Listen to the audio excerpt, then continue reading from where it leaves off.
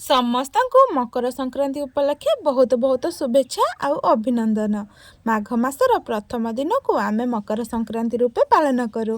ଆଜିର ଦିନରେ ମା ଲକ୍ଷ୍ମୀଙ୍କ ଘରୁ ଶ୍ରୀମନ୍ଦିରକୁ ଭାର ଆସିଥାଏ। ଆମ ପଟେ ବି ମାମୁଁ ଘରୁ ଆମ ଘରକୁ ଭାର ଆସିଥାଏ। ଆଜିର ଦିନରେ ମକର ଚାଉଳ ପ୍ରସ୍ତୁତ କରାଯାଇ ଠାକୁରଙ୍କ ପାଖରେ ଭୋଗ ଲାଗି ହୋଇଥାଏ। ସେଇ ଚାଉଳ ମୁଁ କେମିତି ପ୍ରସ୍ତୁତ କଲି ଆପଣମାନଙ୍କ ସହିତ ସେୟାର କରୁଛି। ପ୍ରଥମେ ମୁଁ ଅରୁଆ ଚାଉଳକୁ ବତୁରି ନେଇଥିଲି। ତାପରେ କିଛି ଚୁଡ଼ାକୁ ଭଲ ଭାବରେ ଧୋଇ ଅରୁଆ ଚାଉଳ ଆଉ ଚୁଡ଼ାକୁ ଭଲ ଭାବରେ ଚକଟି ନେଲି। ସେଥିରେ ମୁଁ କଦଳୀ, କନ୍ଦମୂଳ, ସେଉ, ତିଳଉ, ନଡ଼ିଆ, ଉଖୁଡ଼ା, ଗୁଡ଼, ଘିଅ, ମହୁ, କ୍ଷୀର ଦେଇ ଭଲ ଭାବରେ ଗୋଟେ ଚକଟା ପ୍ରସ୍ତୁତ କରିନେଲି। ସେଇ ଚକଟାକୁ ମୁଁ ଠାକୁରଙ୍କ ପାଖରେ ଭୋଗ ଲଗେଇଲି।